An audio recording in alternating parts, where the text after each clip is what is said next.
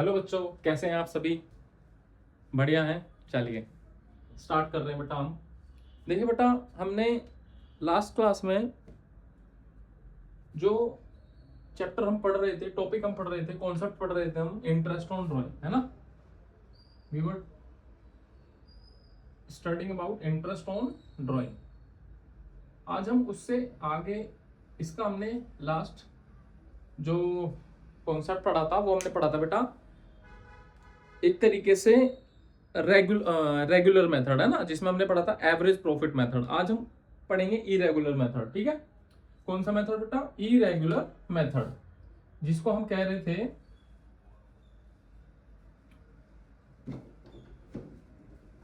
इसमें हमने जो देखा था, जो ड्राइंग होती है वो दो तरीके से होती है। एक होती है रेगुलर बेसिस, एक होती है इरेगुलर बेसिस। जो रेगुलर बेसिस थी, जिसमें कि एवरेज प्रॉफिट मेथड था, वो हमने कल पढ़ लिया था लास्ट क्लास में। आज हम पढ़ने वाले हैं इरेगुलर मेथड, है ना। इसमें क्या होता है बेटा? इसमें जो मेथड होता है हमारा, वो चलता है total of product method. Total of product, ठीक है बेटा, है ना। तो इसका क्या फॉर्मूला है बेटा? इसका फॉर्मूला है आईओडी, इंटरेस्ट ऑन ड्राइंग का। टोटल ऑफ प्रोडक्ट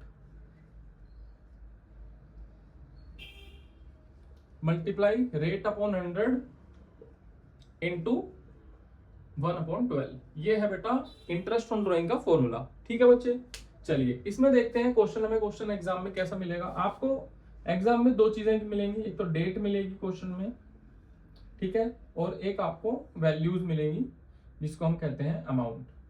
ठीक है, ये दो चीजें आपको क्वेश्चन में गिवन होंगी।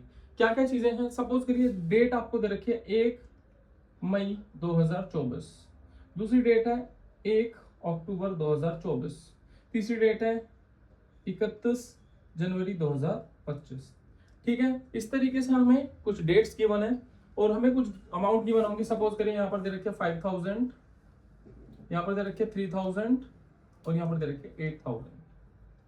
ठीक है, हमें रेट ऑफ इंटरेस्ट जो दे रखा है क्वेश्चन में, वो दे रखा है रेट, सपोज करिए 6% पर एनम। ठीक है, तो आप देखेंगे इस क्वेश्चन को हमें कैसे करना है ना। उसने कहा कि एक मिस्टर ए हैं जिन्होंने ड्राइंग करी है 1 मई को करी, 1 अक्टूबर को करी, 31 जनवरी को करी।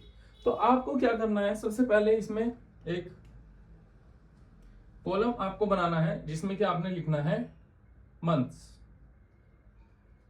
Months means how much months we have used this values. हमने ये वैल्यूज कितने महीने इस्तेमाल करी हैं वो हमें देखना है। देखो 1 मई से 31 मार्च तक आपने कितने महीने यूज किए? तो 1 मई मतलब अप्रैल पूरा गया, है ना, मई अभी रहता है, तो पूरे साल में से अप्रैल चला गया है।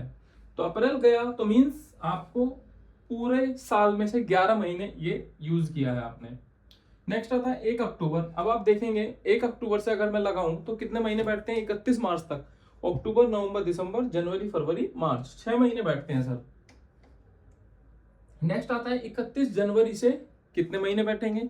तो जनवरी तो गया, फरवरी और मार्च 2 महीने हमारे बैठते हैं।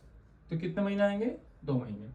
ठीक है बच्चे, नेक्स्ट हमें लाइन खींचनी है प्रोडक्ट की। क्या करनी है? प्रोडक्ट। अब प्रोडक्ट में क्या होता है बेटा? मल्टीप्लाई होती है इन दोनों की, है ना, मंथ्स और अमाउंट की। तो देखेंगे आप 5000 मल्टीप्लाई बाय 11 कितना आएगा? 55,000। यस या नो?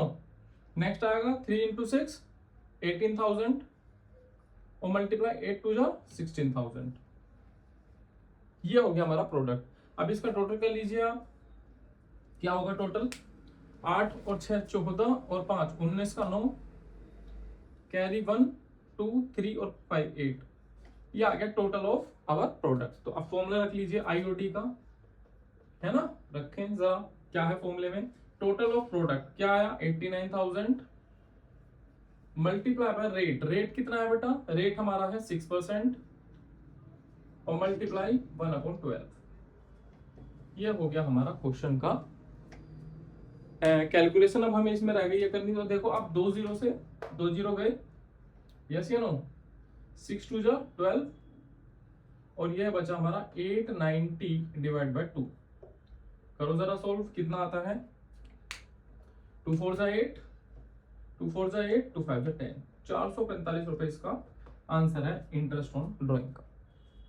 ठीक है बेटा, तो ये हमारा है कॉन्सेप्ट इंटरेस्ट ऑन ड्राइंग का दूसरा, जहां पर हम इरेगुलर ड्राइंग कर रहे हैं। ठीक है बेटा, that is our second method of interest on drawing. Hopefully आपको ये मेथड अच्छे से समझ में आ गया होगा।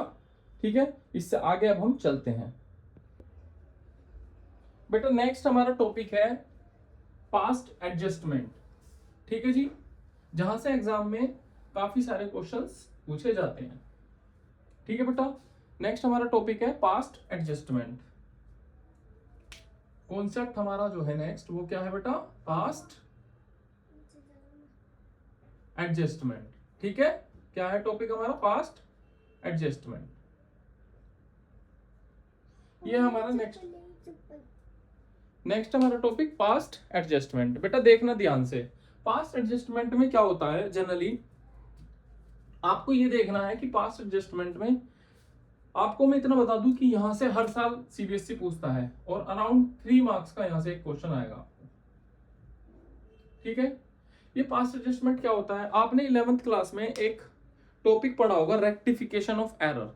ये लगभग उसी से ही मिलता जुलता एक टॉपिक है। वहां पर भी हम क्या करते थे, पिछले समय में हमसे कुछ जो गलतियां की हैं हमने, उन गलतियों को सुधार करने के लिए हम एक एंट्री पास करते थे, और वो एंट्री जो होती थी वो होती थी रेक्टिफाइड एंट्री, है ना। यहाँ पर भी हम एक एंट्री पास करेंगे और हमारी जो गलतियां हैं उसको वो सुधार दी जाएंगी सारी। तो एक्चुअल में यहाँ पर क्या करना है, आपने एक एडजस्टमेंट टेबल बनानी है और एक जनरल एंट्री पास करनी है। जो एडजस्टमेंट टेबल होती है बेटा, जो एडजस्टमेंट टेबल है एक, जो कि आपकी बनती है 2 नंबर की, और एक इसमें दूसरी चीज जो बनानी है वो आएगी वो आपकी जर्नल एंट्री। ठीक है, आज इस टॉपिक को हम पूरा तो नहीं करेंगे, लेकिन मैं थोड़ा सा इंट्रोडक्शन इसका दूंगा आपको, और फिर इसके बाद हम नेक्स्ट क्लास में इसका पूरा का पूरा टॉपिक पढ़ेंगे। अभी फिलहाल हम इसको ही पढ़ने वाले हैं। तो होता क्या है, एडजस्टमेंट टेबल को पढ़ने से पहले हम थोड़ा सा इसके बारे में सीख लेते हैं कि 2-3 चीजें आप मुझे बताएंगे। एक इसमें 2 पार्टी होती है, एक होता है पार्टनर, है ना, एक होती है फर्म। क्या होता है बेटा, एक होता है पार्टनर, एक होती है फर्म। आप मुझे बताइए, जो सैलरी होती है, सैलरी कौन देता है, सर फर्म देती है। तो फर्म कौन है, गिवर है, और रिसीवर कौन है, पार्टनर। यस या नो भाई, सैलरी किसको मिलती है, पार्टनर को ना, देता कौन है, फर्म देती है। बहुत अच्छे। दूसरा मैं बात करूं इंटरेस्ट ऑन कैपिटल, ये क्या होता है, सब फर्म गिवर है इसमें भी, भाई फर्म तो देती है। भाई कैपिटल का जो इंटरेस्ट कौन देता है, फर्म देती है। मिलता किसको है, रिसीवर को। किसको मिलता है, पार्टनर को। तो पार्टनर क्या है इसमें, ये है। ठीक है जी, नेक्स्ट हमारा अगर मैं बात करूं इंटरेस्ट ऑन ड्राइंग, ये क्या होता है सर, ये फर्म भी को, इसे पार्टनर को इसमें क्या होती है, फर्म रिसीवर होती है और पार्टनर क्या होता है, गिवर होता है कि नहीं होता है ना। इसके बाद अगर मैं बात करूं सर प्रॉफिट डिस्ट्रीब्यूशन, जो प्रॉफिट डिस्ट्रीब्यूट होता है, जो डिविजिबल प्रॉफिट होता है, वो क्या होता है, वो किसको मिलता है, पार्टनर को, रिसीवर है ना, और फर्म क्या है, गिवर है। यस या नो। तो ये अगर आप टेबल देखो इसको ध्यान से, तो इसमें आप देख पा रहे होंगे कि एक व्यक्ति रिसीवर है और एक व्यक्ति गिवर है। Someone is giving and someone is receiving. आपको पहले ये पता होना बहुत ज्यादा जरूरी है कि कौन रिसीव कर रहा है, कौन गिवर है। एक कॉन्सेप्ट है सिंपल सा कि भाई साहब सैलरी जो है वो पार्टनर देता है, ओ फर्म देती है और पार्टनर को मिलती है। आईओसी फर्म देती है और पार्टनर को मिलती है। इंटरेस्ट ऑन ड्राइंग फर्म को रिसीव होता है, पार्टनर देता है ना। प्रॉफिट फर्म गिव करती है और पार्टनर को रिसीव होता है। इस कॉन्सेप्ट को अगर आपने समझ लिया तो आप 90% तो नहीं कहूंगा, चलो 70% आप इस क्वेश्चन को आसानी से कर लोगे। अब इसमें अगर मैं बात करूं तो सर क्या बात होगी, जो भी रिसीवर होता है यहां पर, उसको हम करते हैं क्रेडिट, और जो भी गिवर है उसको क्या करते हैं, डेबिट। अब आप सोचने लगोगे सर हमने जनरल में पढ़ा था रिसीवर और डेबिट, गिवर और क्रेडिट, है ना। आप वो वाला कॉन्सेप्ट यहाँ पर मत लगाइए, that is the concept for journal. We are not, हम यहाँ पर जर्नल नहीं पढ़ रहे हैं, है ना। यहाँ पर हम ये देख रहे हैं कि जो देने वाला है और जो लेने वाला है बेसिकली वो क्या है हमारे यहाँ पर, उसको हम डेबिट मानेंगे, उसको हम क्रेडिट मानेंगे। यहाँ पर हम जर्नल नहीं कर रहे हैं, तो उस कॉन्सेप्ट को फिलहाल के लिए आप भूल जाइए। अभी यहाँ पर बस इतना सीखिए कि जो रिसीवर है उसको क्रेडिट करना है और जो गिवर है उसको डेबिट करना है, क्योंकि ये कॉन्सेप्ट रिलेटेड है पास्ट एडजस्टमेंट से। ठीक है बच्चे, इससे आगे की जो कहानी है वो हम नेक्स्ट क्लास में पढ़ेंगे, और उस क्लास में मैं आपको प्रॉपर एक एडजस्टमेंट टेबल बना के दिखाऊंगा, उसको एक जर्नल एंट्री करके दिखाऊंगा, और फिर हम उसका एक इलिस्ट्रेशन लेंगे, 2-3 क्वेश्चन करेंगे, तो आप ये कॉन्सेप्ट बहुत अच्छे से सीख जाएंगे। तो होपफुली आप इसकी नेक्स्ट क्लास मिस बिल्कुल भी मत करना, क्योंकि इससे अगली जो क्लास है वो 3 नंबर आपको देकर जाएगी 110% सीबीएसई में। ठीक है, तो होपफुली मुझे लगता है यहाँ तक आपको ये चीजें तो समझ में आ गई होंगी। इससे आगे की जो वीडियो है हम नेक्स्ट क्लास में पढ़ेंगे। ठीक है बेटा, अगर आपको ये सेशन अच्छा लगा है, समझ में आया है, तो आप लाइक शेयर कर देना, अदरवाइज तो खैर कोई जरूरत ही नहीं है। चलिए आज के लिए इतना ही, थैंक यू सो मच।